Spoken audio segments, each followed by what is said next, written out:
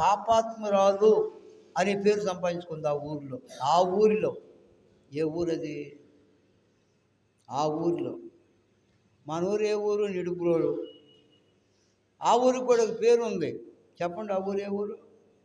ఇక్కడ అంటున్నాడు ఆ ఊరిలో అంటున్నాడు ప్రభు చెప్పిన మాటలు ఇవి. నా సొంతంగా నేను చెప్పట్లా. ఏ మాట నేను సొంతంగా చెప్పను, వాక్యంలో చదివే మీకు చెబుతా. కట్టు కథలు పిట్ట కథలు చెప్పను నేను. అది నాకు అలవాటు లేదు మొదటి నుంచి కూడా. ఏదైనా జరిగిన సంగతే చెబుతా. ఏమన్నా అనుకోండి, జరగని సంగతులు చెప్పను, ఊహించి చెప్పను. ఒక్కొక్కరు ఉండారులే కథలు చెప్పి నవ్విస్తూ ఉంటారు. వాక్యం చెప్పేటప్పుడు ఏకేకలో పక్కపక్కలో ఆ చెప్పేవాడు నవ్వుతాడు, వినేవాడు నవ్వుతారు. అది నాకు ఇష్టం ఉండదు. ఎప్పుడు సీరియస్గా దేవుని వాక్యం వినాలి. అసలు ఏం చెబుతున్నాడా అని జాగ్రత్తగా వినాలి. అంతేగాని ఇదేదో నవ్వటానికి కాదు దేవుని వాక్యం. హృదయంలో దేవుని వాక్యం పొడవబడాలి, గుచ్చుకోవాలి, యేసు ప్రభువుని నమ్ముకోవాలి. మరి ఏ ఊరది చెబుతారు మీరు? ఏ ఊరది? ఆ ఊరిలో. ఏది మాట్లాడరేంటి? చెప్పు, నువ్వు చెప్పు. ఏ ఊరది? చెప్పు, ఏ ఊరది? సరే, చూడు, ఆ ఊరిలో జాలి. ఆ ఊరిలో అంటే ఏంటి? దానికి ఒక పేరు ఉంది. ఆ వివరాలు మరి పరిశుద్ధ గ్రంథం బైబిల్లో రాయబడలేదు. ఆ ఊరిలో అంటున్నాడు ప్రభు. చెప్పాడు ఈ మాటలు. ఏ ఊరైతే వెళ్ళే మన ఊరిలో కూడా ఉండాలి పాపాత్ముడు. పుణ్యాత్ముడు ఎవడు ఉన్నాడు? ఏ భేదము లేదు. అందరూ పాపము చేసి దేవుడు అనుగ్రహించిన మహిమను పొందలేకపోతున్నారు. నేను పాపిలే, ఈయనవాడు అందరూ పాపులే. పుణ్యాత్ముడు ఎవడు ఒక్కడు లేడు ప్రపంచంలో. కొంతమంది అంటారు, మొన్న ఒకడు అంటున్నాడు, అయ్యా నేను తాగుతానయ్యా, ఎట్టొచ్చారు మందిరానికి అంటున్నాడు. అయ్యా యేసు ప్రభు వచ్చింది పాపుల కోసమే వచ్చాడు, పుణ్యాత్ముల కోసం రాలేదు. దేవుడు మారుస్తాడు, నువ్వు రా అన్న. నేను ఎప్పుడు మైకులో చెప్పనులే నిన్ను గురించి, నువ్వు తాగుతున్నావని నేను ఫీల్ అవ్వద్దు, రమ్మన్నా. వస్తాదయ్యా అన్నాడు. ఒట్టిదే మాయ మాటలు చెప్పేవాళ్ళు ఉండరు, రారు పెట్టరు. ఊరికి మాయ మాటలు రాకుండా ఏం చేస్తావు అన్నయ్య? ఎందుకు ఈ మాటలు? మామయ్య వస్తాం మామయ్య అంటారు, ఒట్టిదే. చూడండి, ఈ స్త్రీ ఒక పరిసయ్యుని ఇంట యేసు ప్రభు వారు భోజనాన్ని కూర్చున్నాడు. ఆ పరిసయ్యుడు యేసు ప్రభువుని ఆహ్వానించాడు, అయ్యా ఈరోజు మా ఇంటి దగ్గర భోజనం చేయండి. యేసు ప్రభు వెళ్ళాడు, పిలిచాడు కాబట్టి వెళ్ళాడు. అర్థంగా పిలవకుండా పోడు ఆయన. కొంతమంది పిలవకుండానే వస్తారులే భోజనం చేయడానికి. ఏడన్నా పెళ్ళిళ్ళు జరుగుతుంటేనే ఎవడు పిలవడు, కూర్చొని తింటూ ఉంటారు. పిలవకుండానే తింటూ ఉంటారు పెళ్ళిళ్ళకి వెళ్ళి. ఒకసారి ఈ ఊళ్ళో కళ్యాణ మండపం ఒక పెళ్ళి జరుగుతుంటే నన్ను పిలిచారు, నేను వెళ్ళా. మున్సిపాలిటీలో ఉద్యోగం చేసేటప్పుడు ఒకడు వచ్చాడు, ఎరికలో అతను చూశాడు. ఒకడు లేరా పైకి అన్నాడు. కనీసం అన్నం తింటున్నాడు అన్నప్పుడు వాడికి జ్ఞానం లేదు. కూర్చున్నాడు కదా, లేకపోతే న్యాయమేనా? లేపాడు, పోరా నువ్వు ముందు బయటకు అన్నాడు. ఎవరు పిలిస్తే వచ్చేవరో నువ్వు అన్నాడు. నా కళ్ళ ముందు జరిగిన సంగతి ఇది. దాసరి శ్రీనని గమనిస్తున్నాను, వాళ్ళ అమ్మాయి పెళ్ళికి ఇది జరిగింది. నేను క్లియర్గా చెబుతాను, ఊహించి చెప్పను.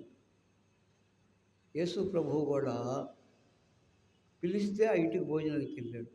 ఆ ఇంటికే కాదు, ఈ రాత్రి మీ ఇంటికి కూడా వస్తాడు యేసు ప్రభువు గారు.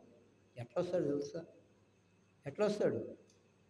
మనకు మాదిరిగా మానవుడిగా రాడు ఆయన. చదవండి బైబిల్లో ప్రకటన గ్రంథం 3వ అధ్యాయము 20వ వచనం చదవండి. ఈరోజు మన ఇంటికి కూడా వస్తాడు ఆయన పిలుచుకుంటే.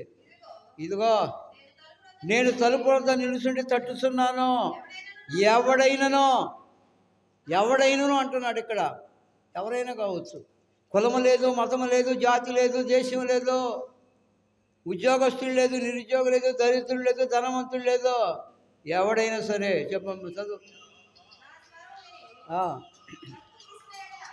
తలుపు తీసిన ఎడల నేను అతని యొద్దకు వచ్చి అతనితో నేనును, నాతో కూడా అతడును భోజనం. ఈ రాత్రి నీవు ఇష్టపడితే నీ హృదయమైన ఇంటిలోనికి యేసయ్య వస్తాడు. మరి నీకు ఇష్టమేనా? పిలుస్తావా ప్రభువుని? నీ హృదయం తట్టుతున్నాడు ఈ రాత్రి, దేవుని వాక్యం ద్వారా తట్టుతున్నాడు. ఇకనైనా నువ్వు యేసయ్యని నమ్ముకో, నువ్వు మారు మనసు పొందు, అప్పుడే పరలోకానికి పోతావు. ఏదో నామకార్థ భక్తి జీవితం జీవిస్తే చాలదు, బైబిల్ పట్టుకొచ్చినంత మాత్రం పరలోకానికి పోము. హృదయంలోనికి యేసయ్యను చేర్చుకోవాలి. ఎక్కడికి చేర్చుకోవాలి? హృదయంలోకి చేర్చుకోవాలి. ఏమంటున్నాడు?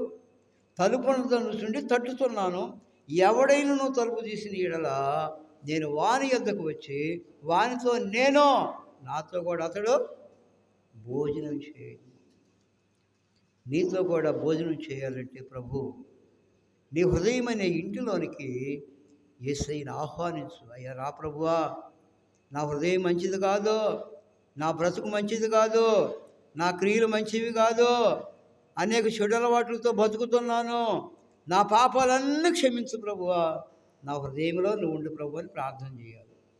మనం చేయము ఈ ప్రార్థన. అయ్యా నా బిడ్డలను కాపాడు, నా గొడ్డును కాపాడు, నా పొలం బాగా పండాలి, మా అబ్బాయి మంచి ఉద్యోగం రావాలి, మా అమ్మాయి పాస్ అవ్వాలి, మా అమ్మాయికి పెళ్ళి కావాలి, మా అమ్మాయికి పిల్లలు పుట్టాలి. అసలు ప్రార్థనలు చేయరు. ఇదా ప్రార్థన అంటే? ప్రభువా నన్ను రక్షించయ్యా, నా హృదయం కడుగయ్యా, నీవు నా హృదయంలోకి రా ప్రభు అని ప్రార్థన చేయాలి. ఈ ప్రార్థనలు చేయరు. ఏందో చదవండి మత్తయి సువార్త 5వ అధ్యాయం 8వ వచనం. మత్తయి 5వ అధ్యాయం 8వ వచనం. హృదయ శుద్ధి గలవారు ధన్యులు, వారు దేవుణ్ణి చూచెదరు. ఏ శుద్ధి కావాలి? హృదయ శుద్ధి కావాలి. మరి హృదయాన్ని ఎవరు శుద్ధి చేస్తారు? బాగా బట్టలు మాసిపోయి అనుకండి, సాకుల వాళ్ళకి ఇస్తే చక్కగా ఉతుకుతారండి. డ్రై క్లీనర్కి ఇస్తే ఎంత పాత కూడా కొత్తది అయిపోద్ది వాళ్ళ దగ్గర. ఆ బ్లీచింగ్ పెట్టి బాగా తెల్లగా ఉతుకుతారు, చక్కగా ఇస్త్రీ చేస్తారు, కొత్తగా ఉన్నట్టు ఉంటుంది. ఇది బట్టలు ఉతకడానికి. మరి మనం ఆ హృదయాన్ని కడిగేది ఎవరు? శుద్ధి చేసేది ఎవరు? ఇక్కడ అంటున్నాడు, హృదయ శుద్ధి గలవారు ధన్యులు, వారు దేవుని చూస్తారు. హృదయ శుద్ధి గలవారు ధన్యులు, వాళ్ళు పరలోకానికి వెళ్తారు. పరలోకానికి వెళ్తే కదా చూసేది, వెళ్ళకుండా ఎవరు చూస్తారు? నేను ఎంత బోధ చేసినా నా హృదయం సరి లేకపోతే నేను కూడా బాగు పరలోకానికి. నువ్వు కూడా బాగు, బోధించే నువ్వు బాగు, ప్రార్థనకి వెళ్ళి నువ్వు కూడా బాగు. నీ హృదయం సరి లేకపోతే, నీ మాటలు సరి లేకపోతే, నీ క్రియలు సరి లేకపోతే, నీ బ్రతుకు మారకపోతే నరకానికి వెళ్ళిపోతావు. జాగ్రత్త. హృదయ శుద్ధి గలవారు ధన్యులు. ఉందా హృదయ శుద్ధి? ఈ రాత్రి ఎక్కడుండి ఈ మాటలు వింటున్నావో నాకు తెలియదు. హృదయ శుద్ధి కలిగి బ్రతుకుతున్నావా? ప్రశ్నించుకో, నీకు ప్రశ్నించుకో. నేనెవరిని నిన్ను ప్రశ్నించడానికి? నీ జీవితాన్ని నువ్వు పరిశీలించుకో. ప్రతి మనుష్యుడు తన్ను తాను పరీక్షించుకోవాలి. చదవండి 1 కొరింథీ 11:28. చదవాలి 1 కొరింథీ 11:28. కాబట్టి ప్రతి మనుషుడు చదువు, తన్ను తాను పరీక్షించుకొని అలాగు చేసి చాలు. ఆపేవారు అంతవరకే మనకు అవసరం. ప్రతి మనుషుడు అంటే నేనుండాలి, నువ్వు ఉండాలి, అందరూ ఉండాలి. ఎక్కడుండి ఈ మాట వింటున్నావో ఈ రాత్రి నువ్వు కూడా ఉండవు అందులో. ప్రతి మనుషుడు అంటున్నాడు. ప్రతి మనిషి లేకపోతే ఫలానా వాళ్ళ, లేకపోతే ఫలానా కులం వాళ్ళు, ఫలానా దేశం వాళ్ళ.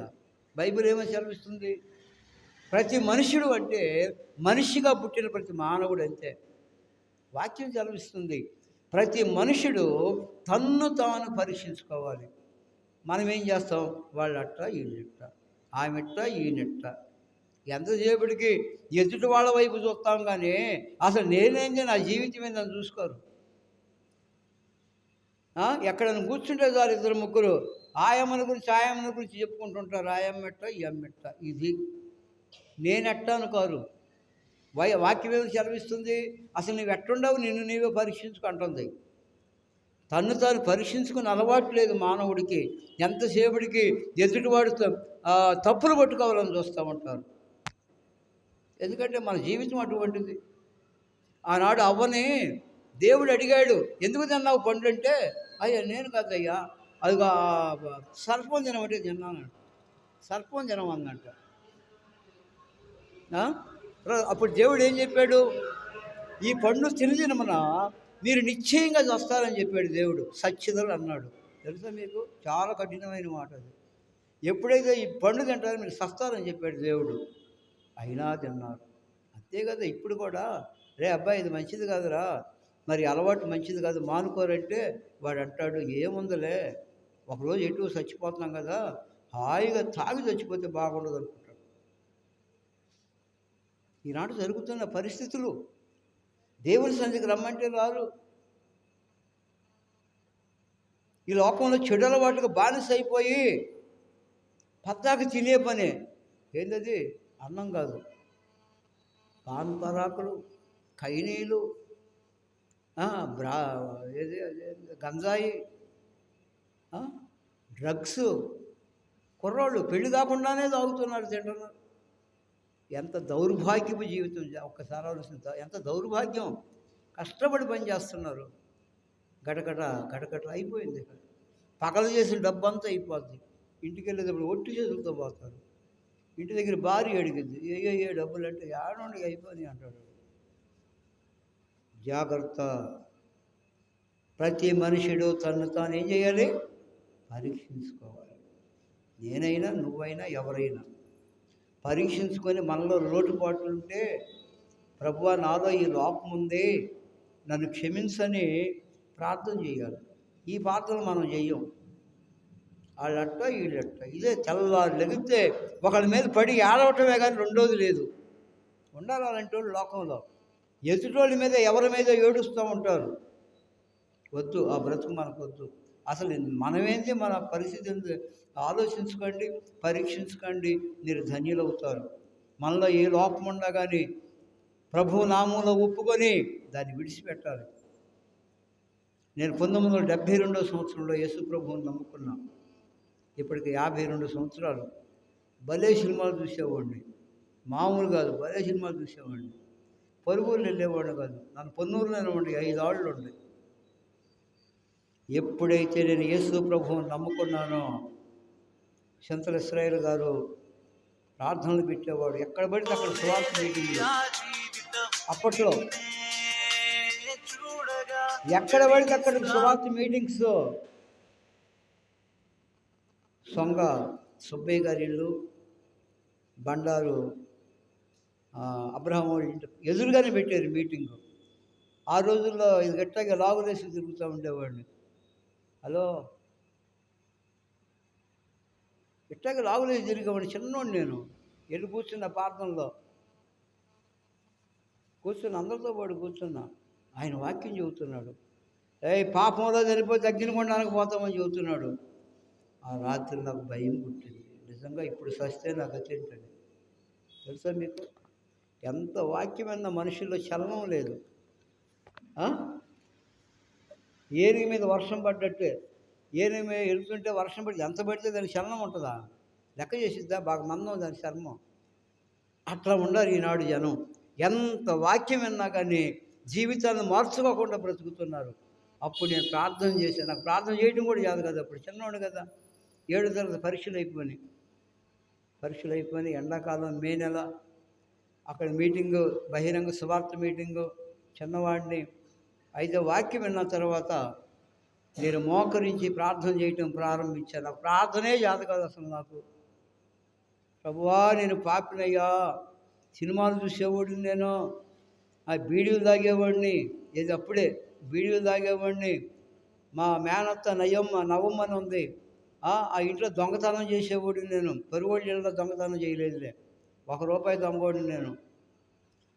పొలాల్లోకి వెళ్ళి ఓదులు కట్టుకొచ్చేవాడిని నేను. ఈ దౌర్భాగ్యుడు సినిమాల కోసం ఓదులు కట్టుకొచ్చేవాడిని నేను. నేనేదో మంచోడిని అని చెప్పుకోను, ఉన్నది ఉన్నట్టుగా చెబుతా. ఓదులు కట్టుకొస్తే ₹2 వచ్చేది వడ్డీ అమ్మితే. ₹1 టికెట్, మిగిలిన డబ్బులు కొనుక్కోవటం. అలాంటి దౌర్భాగ్యుడి జీవితాన్ని ఎప్పుడైతే ప్రార్థన చేశానో, ప్రభువా నన్ను క్షమించు, నీవు నా కొరకు మరణించావు ప్రభువా, రక్తం చిందించావు ప్రభువా, ఆ రక్తం చేత నన్ను కడిగి నన్ను పవిత్రపరచు ప్రభువా, ఈ రోజు నుంచి నీ బిడ్డగా బ్రతుకుతాను ప్రభు అని చెప్పి నా హృదయాన్ని, నా జీవితాన్ని ప్రభువుకు సమర్పించుకున్నా. అయిపోయింది, ఎండ అయిపోయింది. ఇక అప్పటి నుంచి సినిమాలు లేవు, ఏమీ లేవు. కొంతమంది అంటారు సినిమాలు చూస్తే పాపమా, పుణ్యం వస్తుందిలే సినిమాలు చూస్తే. సినిమాలు చూస్తే పాపం అనేవాళ్ళు ఉన్నారు. కళ్ళు ఎందుకు ఇచ్చాడు దేవుడు? చూడటానికే కదా. చూస్తే పాపమా? పాపమే. కీర్తన గ్రంథం 119వ అధ్యాయము 37వ వచనం చదవండి. కీర్తనలు 119వ అధ్యాయం 37వ వచనం. వ్యర్థమైన వాటిని చూడకుండా నా కన్నులు త్రిప్పివేయము, నీ మార్గంలో నడుచుకున్నట్లు నన్ను బ్రతికించు. ఎందుకు దేవుడు నిన్ను బ్రతికించాడు? కరోనా వ్యాధులు వచ్చినాయి, రోగాలు వస్తున్నాయి, అనారోగ్యంతో మంచంలో పడి ఉండవు కొన్ని రోజులు, మళ్ళా లేవనెత్తాడు దేవుడు. ఎందుకు లేవనెత్తాడు? ఎందుకు నిన్ను బ్రతికిస్తున్నాడు? నువ్వు మారు మనసు పొంది ప్రభు బిడ్డగా బ్రతకాలని దేవుడు నిన్ను బ్రతికిస్తున్నాడు. అంతేగాని నీ మంచితనం, నీ గొప్పతనం కాదు ఇది. మనం ఏం చేస్తాం? రోగం వచ్చినప్పుడే దేవుడా దేవుడా ప్రభువా అని మూలుగుతూ ఉంటారు మంచాల్లో పడి. ఆ రోగం తగ్గినాక కడుపు నిండా తాగుతారు, సినిమాలు చూస్తారు, ఇంట్లో టీవీలు పెట్టుకొని. కొంతమంది తరిపేసి చూసేవాళ్ళు ఉండాలి. బాధపడవాకండి, ఉన్న మాట నేను చెప్పినందుకు బాధపడవాకండి. జాగ్రత్త. నువ్వెంత మందిరానికి వచ్చినా, ఎంత గుడికి వెళ్ళినా, సినిమాలు చూస్తే నువ్వు పరలోకానికి బావు.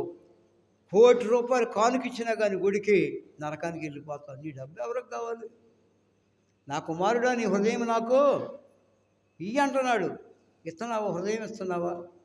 నువ్వు డబ్బులు ఇస్తున్నావు, ₹1,000 ఇస్తున్నావు, కానీ నీ జీవితం మాత్రం మార్చుకోవు, నీ క్రియలు మార్చుకోవు. కాళ్ళ దగ్గర పెట్టుకుని టీవీ కాళ్ళ దగ్గర ఉంటుంది, తల ఇటు ఉంటుంది, మళ్ళీ కూర్చుంటే నడువులు ఎప్పుడు పడతాయి అని అదే పనిగా చూసేవాళ్ళు ఉన్నారు. జాగ్రత్తగా బ్రతకటం నేర్చుకోండి. కళ్ళు చూపు తగ్గిపోతాయి.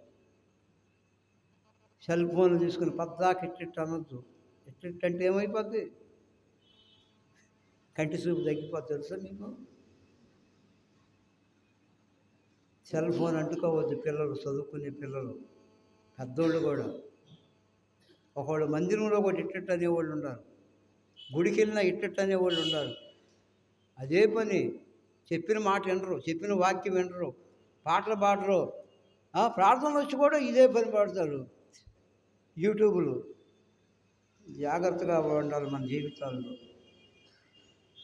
ఆలోచించండి. ఒక్క మాట తీసుకుంటే ఎక్కడికో వెళ్ళిపోయారు. హృదయ శుద్ధి గల వారు ధన్యులు, వారు ప్రభు నా హృదయాన్ని శుద్ధి చేశాడు. అప్పటి నుండి ఇప్పటి వరకు నేను ఒక సినిమా చూడాలి. కొంతమంది అంటారు, మొన్నే ఒక ఆయన అంటున్నాడు, పెద్దోళ్ళు, నాకు బావగారు అవుతాడు, ఏందిరా సూతేంద్ర పాపం అంటరా అంటున్నాడు. పేరు చెప్పనులే, ఊరు చెబుతా. మొన్న వెళ్ళే వాళ్ళ ఇంటికి మంగళగిరి,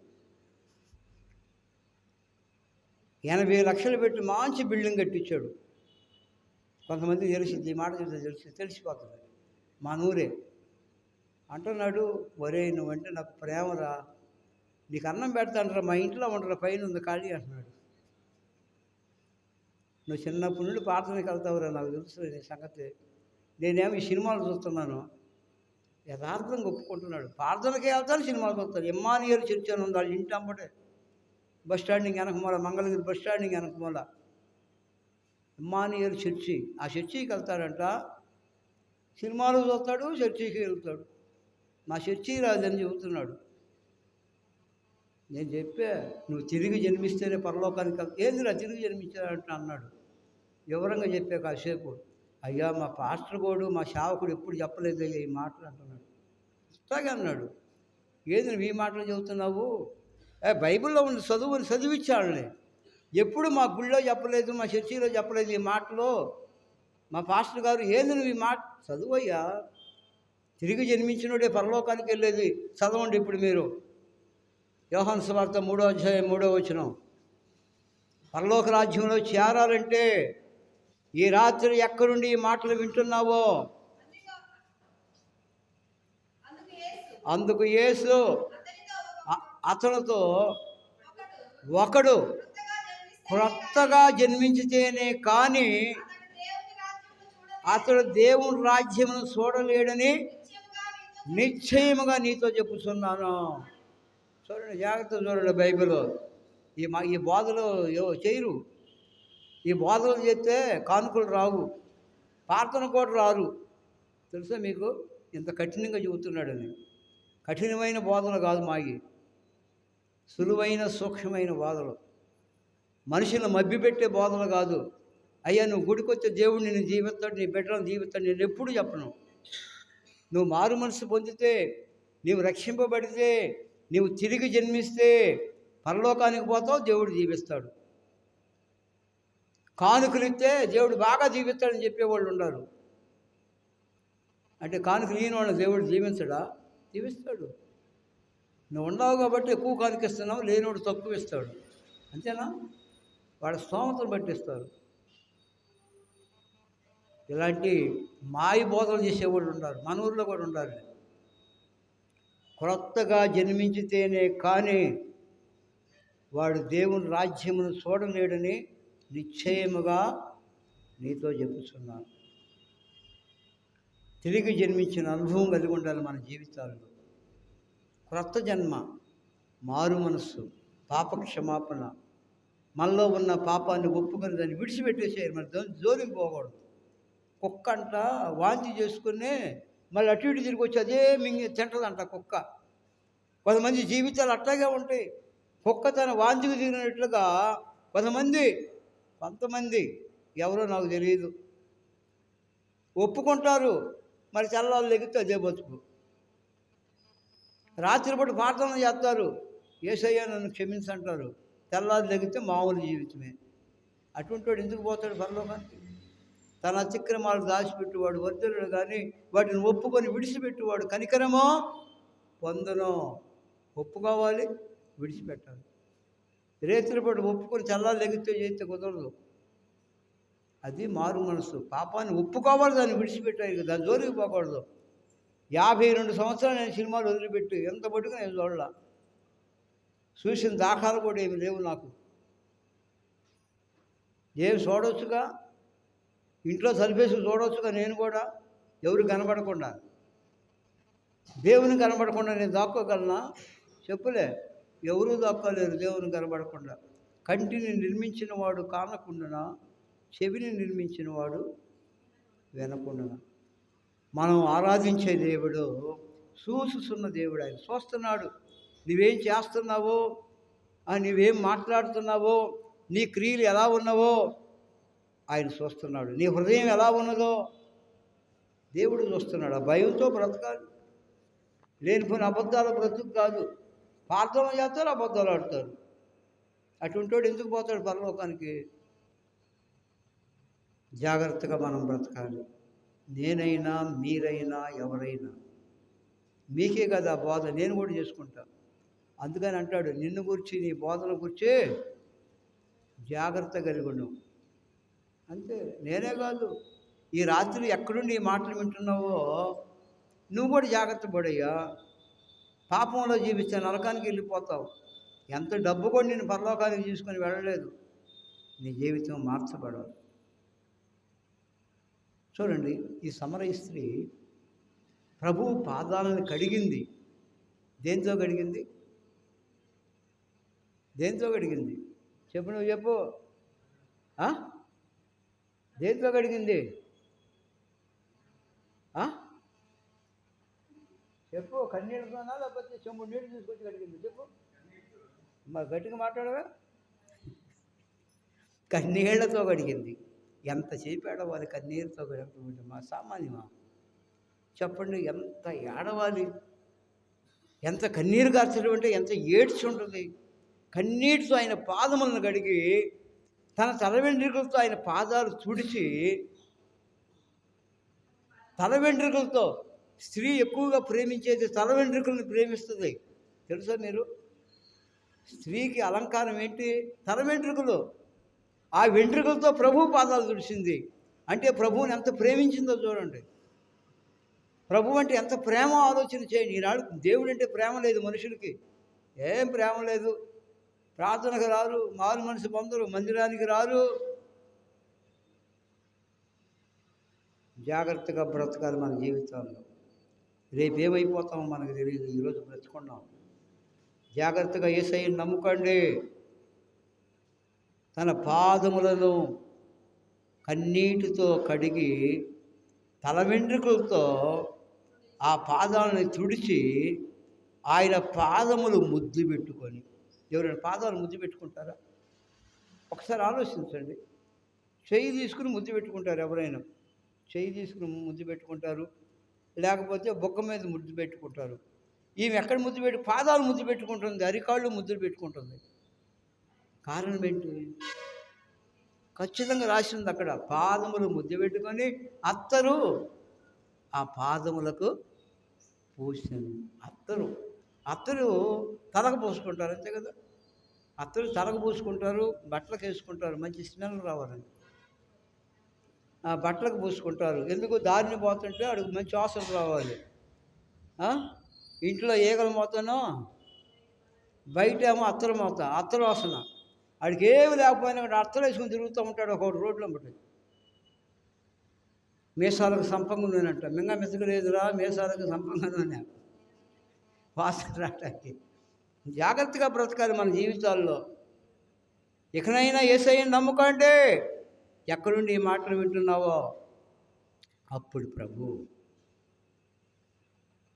ఆ స్త్రీ మీద జాలిపడ్డాడు. యేసయ్య ఆ ఇంటికి పిలిచిన వాడు తనలో తాను ఎలాగనుకుంటున్నాడు. ఎవరిలో? తనలో తానికి ఉడిగిపోతున్నాడు. యేసయ్యని పిలిచాడు కానీ ఆ ఇంటికి ఆ స్త్రీని ఆ ఇంట్లోడి పిలవల. ఆ పరిసయ్యుడు యేసయ్యని పిలవలేదు. ఏమనుకుంటున్నాడు? చదవండి ఇప్పుడు ఏమనుకుంటున్నాడు. 39వ వచనం.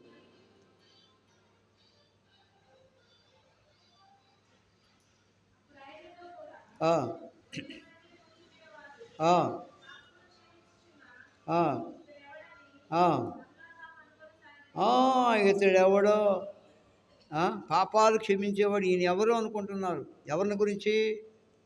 యేసు ప్రభువుని గురించి. పాపాలు క్షమించే అధికారము యేసయ్య కలిగి ఉన్నాడు. మార్క్స్ వార్త 2వ అధ్యాయం 10వ వచనం చదవండి. పాలరాజు చదువుతాడు, మీరు ఎవరు చదవద్దు ఇక్కడ నుంచి. చదువు. మార్క్స్ వార్త 2:10.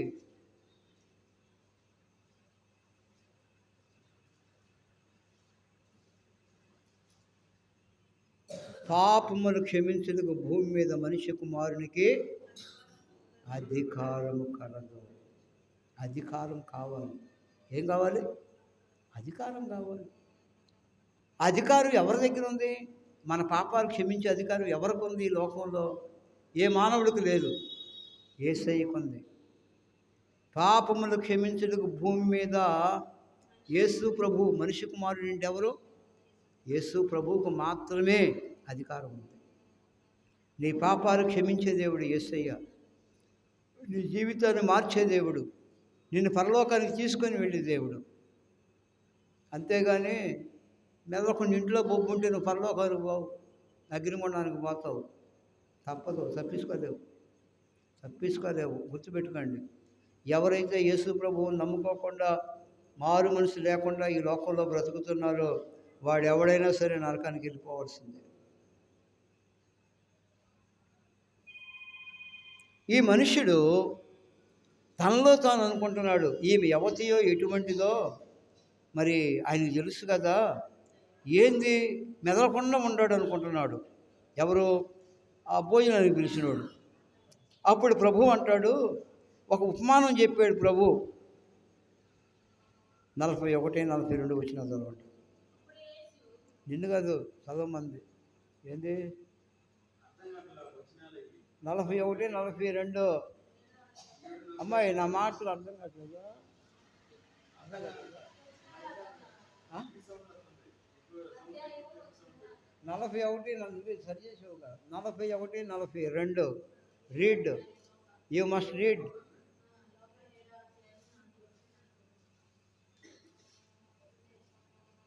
ఇమీడియట్గా చదవాలి. చదవవు.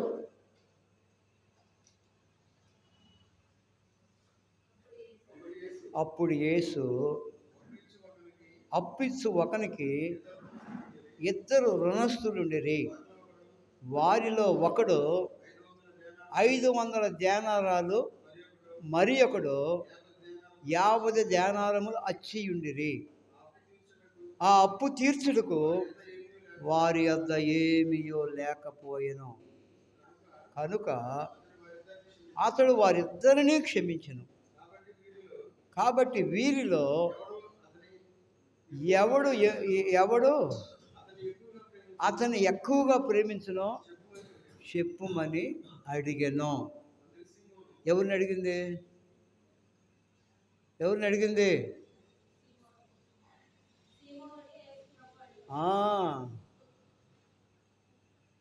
చెప్పాలి అడిగితే. సీమోనుతో యేసు ప్రభువు చెప్పాడు ఈ ఉపమానం. ఏమని? ఒకనికి రుణస్థుడికి 2 అప్పు ఉండారు. ఒకడు 500 దేనారాలు తీసుకున్నాడు అప్పు, ఇంకొకడు 50 దేనారాలు తీసుకున్నాడు. వీళ్ళిద్దరికి అప్పు తీర్చడానికి డబ్బులు లేవు. వాళ్ళిద్దరికే కాదులే, ఇప్పుడు కూడా అంతే. అప్పు తీసుకోవడం తేలిక, ఎగ్గొడుతుంది. అప్పు తీసుకోవడం హ్యాపీగా తీసుకుంటారు, ఇచ్చేటప్పుడు మాత్రం లేదు. ఏడుపులు, మొత్తుకోళ్ళు. ఈరోజు కూడా అదే జరుగుతుంది. తీసుకునేటప్పుడు నవ్వుకుంటూ తీసుకుంటారు, ఇచ్చేటప్పుడు ఏడుపుతో ఇస్తారు. ఈలాకి ఇస్తారు కొంతమంది. అప్పుడు కూడా ఉందిలే అలాంటి బ్యాచ్ ఉండరు. ఆ బ్యాచ్ ఇప్పుడు కూడా ఉంది. ఏమంటున్నాడు? అయ్యా మా వల్ల కాదు అప్పు తీర్చను, చేసేవు కానీ అప్పు, మాకు ఆ స్థామత లేదు అంటున్నారు. అప్పుడు అప్పిచ్చినోడు ఏం చేశాడంటే ఇద్దరిని క్షమించాడు. ఏమని? ఆయన తీర్చొద్దులే, మీరు ఆగండి అన్నాడు. వద్దు, నాకేమి ఇవ్వద్దు అని అన్నాడు. అప్పుడు ఆ సీమోనుతో ప్రభు అన్నాడు, వీళ్ళిద్దరిలో ఎక్కువగా అతడిని ఎవరు ప్రేమిస్తారని ప్రశ్నించాడు. అదే ప్రశ్న నాగలక్ష్మి ప్రశ్నిస్తున్నాడు. వీళ్ళిద్దరు ఎక్కువ ఎవరు ప్రేమిస్తారు? బైబిల్ చదవాలి. ఎవరు? అమ్మాయి నిద్ర వస్తుందా? వస్తుందిలే, చెప్పు. ఎవరు ఎక్కువ ప్రేమిస్తారు? అప్పు ఎక్కువగా ఎవరికైతే క్షమించబడిందో వాడు ఎక్కువగా ప్రేమిస్తాడు. ఎందుకంటే నా పెద్ద బాకీ తీర్చారని. చిన్న బాకీ వాడు ఏమనుకుంటాడు? నేను 50 కదా, 700 అనుకుంటాడు. అంతే కదా. ఇప్పుడు అర్థమైందా? ఎంత ఘోరమైన పాపినైనా యేసయ్య క్షమిస్తాడో. నీవెంత పాపిమైనా, దుర్మార్గుడివైనా, దుష్టుడివైనా, హంతకుడివైనా, త్రాగుబోతువైనా, తిట్టుబోతువైనా, నీవెవరైనా సరే ఈ రాత్రి ప్రభు నిన్ను క్షమిస్తాడు. అయితే నువ్వు అడగాలి ప్రభుని, నన్ను క్షమించయ్యని అడగాలి నోరు తెరిచి. నువ్వు అడిగితే ప్రభు క్షమిస్తాడు. నోరు మూసుకుంటే క్షమించడు దేవుడు. తెలుసా మీకు ఆ సంగతి? అడగాలి, ప్రభువుని అడగాలి. నేను పాపిని ప్రభు, నన్ను క్షమించు అని అడిగితే ప్రభు క్షమిస్తాడు. నువ్వు ఏం అడగలేదనుకో, నీ పాపం నీ మీద ఉంటుంది, ఎక్కడికి పోదు. ఎవడు చేసిన పాపం వాడి మీద ఉంటుంది. ఎవడు చేసిన పాపం వాడే మొయ్యాలి, ఇంకొకడు మొయ్యలేదు. ఎవడు పాప భారం వాళ్లే మొయ్యాలి. ఆ పాప భారాన్ని తొలగించే దేవుడు యేసు ప్రభు. ఇకనైనా యేసు ప్రభువుని నమ్ముకోండి, మారు మనసు పొందండి, తిరిగి జన్మించండి. అప్పుడు ప్రభువు ఆమెతో ఒక మాట ఇప్పుడు చెప్పాడు. 50వ వచనం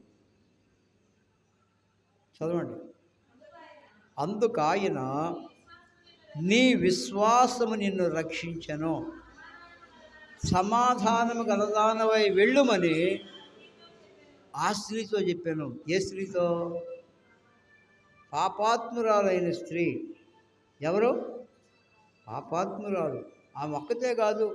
ఈ రాత్రి ఎక్కడుండి మనం ఈ మాట వింటున్నామో, నేను, మీరు అందరం పాపాత్ములమే. మనలో ఎవడు లేడు పుణ్యాత్ముడు ప్రపంచంలో. అందరూ పాపులు, ఏ భేదము లేదు. అందరూ పాపం చేసి దేవుడు అనుగ్రహించిన మహిమను పొందలేకపోతున్నారు. ప్రభువుని అడిగితే క్షమిస్తాడు, అడగకపోతే ఆ పాపం అట్లాగే ఉంటుంది. మనం డబ్బులు కడితే బ్యాంకులో లోన్ తీరుద్ది. మన అవసరానికి తీసుకుందామని ఆడికి ఏంటి డబ్బు కట్టేదంటే ఏం చేస్తాడు చెప్పండి? ఏం చేస్తాడు బ్యాంకోడు? ఏమి చేయడు, నోటీసు పంపిస్తాడు. నీ బంగారం అమ్మేస్తాను, నీ బంగారం వేలం పాటు పెడుతున్నాను, ఈ డేట్ లోపల నువ్వు వచ్చి డబ్బులు కొట్టు అంటాడు. ఇదిగో నీ పొలం అమ్ముతున్నానంటాడు, నీ ఇల్లు అమ్ముతున్నానంటాడు. అక్కడ ఒక జెండా పడుతాడు, ఈ ఇల్లు తాకట్లో ఉంది, ఇది వేలం వేయబడి రండి అంటాడు. ఏమనుకుంటున్నారు? ఈ లోకంలోనే ఒకడు అప్పు చేసి తీర్చకపోతే వాడి మీద చర్యలు తీసుకుంటుంది ప్రభుత్వం. వదులుతున్నారు ప్రభుత్వం? వదలరు. గవర్నమెంట్ అని అంతే. జగనన్న కాలనీలో ఇల్లు ఇచ్చారు, నెలకు 2 ఏళ్ళు 3 ఏళ్ళు కట్టాలి, 10 సంవత్సరాలు కట్టాలి. ఆ 10 సంవత్సరాలు కట్టిన తర్వాత వాడికి సొంతం అయ్యింది. అప్పటిదాకా అది అద్దెలు లాంటిదే. అయ్యా నేను కట్టినా అంటే ఏం చేస్తారు? ఇంటికి తాళా విషయం బయటకు పంపిస్తారు. తెలుసా మీకు? ఖచ్చితంగా జరిగేది అదే.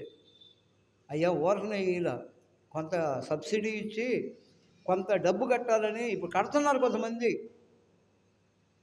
డబ్బు కడుతున్నారు, ఇంట్లో ఉండినా ఉండకపోయినా డబ్బు కట్టాల్సిందే. మరి గవర్నమెంట్ వాళ్ళే ఇంత పర్ఫెక్ట్గా ఖచ్చితంగా అమలు చేస్తుంటే మరి దేవుడు ఊరుకుంటాడా? నువ్వు పాపంలో జీవిస్తూ ప్రభువా ప్రభు అంటే నువ్వు పరలోకానికి వెళ్తావా? వెళ్ళలేవు. ఇకనైనా జీవితాలు మార్చుకుందాం, మన పాపాలు ఒప్పుకుందాం, మన క్రియలు, మన జీవితాన్ని సరి చేసుకుందాం. అప్పుడే మన జీవితాల్లో మనం దేవుని రాజ్యానికి వారసులు అవుతాం. ఇప్పుడు ప్రభువు ఏమంటున్నాడు తెలుసా? ఆ స్త్రీతో, నీ విశ్వాసము నిన్ను రక్షించను. నీవు రక్షింపబడాలంటే నీకేం కావాలి? విశ్వాసం కావాలి. ఒకప్పుడు రోమా క్యాథలిక్స్ పాప పత్రాలను నమ్మారు. వాడు చేసిన పాపాన్ని బట్టి డబ్బులు ఇస్తే వాడు కాగితం రాసేస్తాడు, నీ పాపాలు క్షమించారని. వాటిని పాప పత్రం అన్నారు. పాప క్షమాపణ పత్రాలు. నేను చదివే చరిత్ర. ఇప్పుడు ఎత్తేసేర్లు అయ్యి. నువ్వు చేసే పాపాన్ని బట్టి దానికి డబ్బు కట్టాలి. ఈ డబ్బులు కడితే పాపం బాదు. ప్రభువా నేను పాపని నన్ను రక్షించని నువ్వు ప్రార్థన చేస్తే ప్రభు ఈ రాత్రి నేను క్షమిస్తాడు. ఏమంటున్నాడు? నీ విశ్వాసము నిన్ను రక్షించను, సమాధానము గలదానవై వెళ్ళుమని ఆ స్త్రీతో చెప్పాను. ఏ స్త్రీతో? పాపాత్ములైన స్త్రీతో. ఈనాడు ఈ మాటలు మనకు కూడా, ఆ స్త్రీకే కాదు మనకు కూడా, నాకు మీకు అందరికీ, మనిషిగా పుట్టిన ప్రతి మానవుడికి ఈ మాటలు. నీవెవరివైనా, నువ్వు ఏ వయసులో ఉన్నా, నువ్వు ఏ స్థితిలో ఉన్నా, కులము మతము జాతి విచక్షణ లేదో, మనిషిగా పుట్టిన ప్రతి మానవుడు పాప క్షమాపణ పొందాలి. ఇప్పుడు ఈ స్త్రీని ప్రభు ఏం చేశాడు? క్షమించాడు. కన్నీరు గార్చి పాదాలు కడిగిందండి. దాని అర్థం ఏంటి? ప్రభువా నేను దౌర్భాగ్యురాలిని, వ్యభిచారిని, పాపిని, ప్రభువా నన్ను క్షమించని రోధించింది. ఆయన పాదముల మీద పడి కన్నీరు గార్చింది. పైకి పెద్దగా ప్రార్థన చేయలా, కన్నీటితో తన హృదయపూర్వకంగా తన హృదయాన్ని కుమ్మరించింది ప్రభు పాదాల దగ్గర. అందుకనే ప్రభు అన్నాడు, సమాధానము గలదానవై వెళ్ళుము. అంటే ఆ జీవితంలో ఏమి లేదు ఇంతకాలం? సమాధానం లేదు. ఆమెకే కాదు, ఈ రాత్రి నువ్వు మారు మనసు లేకుండా, పాప క్షమాపణ లేకుండా ఒకవేళ నువ్వు బ్రతికితే నీకు కూడా లేదు సమాధానం. ఉంటే నీకు డబ్బు ఉండొచ్చు, బిల్డింగ్ ఉండొచ్చు, ఇళ్ల స్థలాలు ఉండొచ్చు, పొలములు ఉండొచ్చు, ఫ్లాట్లు ఉండొచ్చు, అపార్ట్మెంట్లు ఉండొచ్చు, ఎన్నైనా కలిగి ఉండొచ్చు. జాగ్రత్త. ప్రభువు ఇచ్చినటువంటి సమయాన్ని నీవు సద్వినియోగం చేసుకో. దినములు చెడ్డవి కనుక మీరు సమయమును పోనీయక సద్వినియోగం చేసుకోవచ్చు. అజ్ఞానుల వలె కాక జ్ఞానుల వలె నడుచుకుని. అజ్ఞానం ఉండకూడదు. ఆదివారం ఖచ్చితంగా దేవుని మందిరానికి రావాలి. ఎంతమంది వస్తున్నారు? రారు. పక్కమ్మటే ఉంటుంది ఇల్లు, మందిరం పక్కమ్మటే రారు. పక్క అమ్మటే ఉంటుంది, రోడ్లు అమ్మటే ఉంటుంది, వీళ్ళు రారు. అలా వాగ్దానాలు తీసేటప్పుడు మాత్రం వస్తారు సంవత్సరానికి ఒక్కసారి. బాధపడవాకండి, ఉన్నమాట చెబుతున్నాను. ఉన్నమాట అంటేనంట ఏం సాగుతుంది, ఊరొచ్చి రాదు అనేది అంటారు. రావాలి. ఎవరి కోసం వస్తారు? నువ్వు పరలోకానికి వెళ్ళాలంటే ప్రభువు దగ్గరికి రావాలి. నీ కడుపులో ఆకలి తీరాలంటే అన్నం తినాలి. నేను తిన్నాను అలిగేవనుకో ఏమైంది? నీ కడుపే కాలిద్ది. అట్లాగే నువ్వు యేసు ప్రభువుని నమ్ముకోకపోతే రేపు నువ్వు అగ్గిలో కాలవలసి కాలిపోతావు అంతే. నువ్వు ₹1,00,000 ఇచ్చినా కానీ కానుక డైరెక్ట్గా నరకానికి వెళ్ళిపోతావు. నువ్వు మారు మనసు లేకుండా, పాప క్షమాపణ లేకుండా నీ జీవితంలో ఇలాగే నిర్లక్ష్యంగా బ్రతికితే, అలాగే నువ్వు చనిపోతే ఎక్కడికి నీ ప్రయాణం? నరకానికే నీ ప్రయాణం. ప్రభువు మన కొరకు ఈ మాటలు దీవించునుగాక. ప్రార్థన చేసుకున్నాం. ప్రేమ స్వరూపైన మా ప్రభువా, జీవం కలిగిన మా తండ్రి, నశించిపోయినటువంటి పాపులమైనటువంటి మమ్మల్ని మీరు ఎంతో ప్రేమించారు ప్రభువా. మా కొరకై పరలోకము నుండి మనుష్య కుమారుడిగా ఈ లోకానికి వచ్చి మాకు బదులుగా సిలువలో మరణించి సమాధి చేయబడి మరణాన్ని జయించి తిరిగి లేచిన మా మహిమ కలిగిన ప్రభువా, నీ బంగారు పాదములకు వందనాలు, స్తోత్రాలు ప్రభువా. ఈ రాత్రి ఎవరైతే నీ మందిరానికి వచ్చారో, ఎవరైతే దూరంలో ఉండి ఈ మాటలు వింటున్నారో, ఈ రాత్రి అయినా వారు తమ పాపాలు ఒప్పుకునే కృప వారికి దయచేయండి ప్రభువా. చేరి వచ్చిన బిడ్డల్ని, మా గ్రామస్తులను మీరు దీవించండి. ఎవరైతే ప్రార్థనకు రావట్లేదో, మారు మనసు పొందలేదో అయ్యా వారిని దర్శించండి ప్రభువా. 10th క్లాస్ పరీక్షలు ప్రభువా వచ్చే నెలలో, మరి ఇంటర్ పరీక్షలు, అలాగే మిగిలిన పరీక్షలు 1వ తరగతి నుండి మరి కాలేజీ వరకు ప్రభువా, బిడ్డలందరినీ మీరు జ్ఞాపకం చేసుకోండి. బిడ్డలకు కావలసినటువంటి మంచి జ్ఞానం దయచేయండి ప్రభువా. మంచి జ్ఞాపక శక్తిని దయచేయండి ప్రభువా. మంచి మార్కులతో బిడ్డలు పాస్ అయ్యే కృపను దయచేయండి ప్రభువా. అయ్యా బిడ్డలకు తోడుగా ఉండండి ప్రభువా. బిడ్డలకు మంచి ఆరోగ్యాన్ని ఇవ్వండి. బిడ్డలకు జ్ఞాపక శక్తి, జ్ఞానమును దయచేయండి, బుద్ధిని దయచేయండి ప్రభువా. బుద్ధి జ్ఞానములు సర్వ సంపదలు నీ యందే ఉన్నవని వాక్యం ద్వారా మాకు సెలవిస్తున్నందుకు వందనాలు ప్రభువా. చేరి వచ్చిన బిడ్డలు మీరు జీవించండి. విన్న ప్రతి మాట వారి హృదయాల్లో భద్రం చేసుకొని ఈ రోజు నుంచి ప్రభువా తిరిగి జన్మించిన అనుభవంతో బ్రతికే భాగ్యం దయచేయమని మహిమ, ఘనత, ప్రభావములు మీకే చెల్లించుచు మా ప్రభు అయిన యేసు క్రీస్తు నామమున స్తుతించి ప్రార్థించి వేడుకుంటున్నాము తండ్రి. ఆమేన్.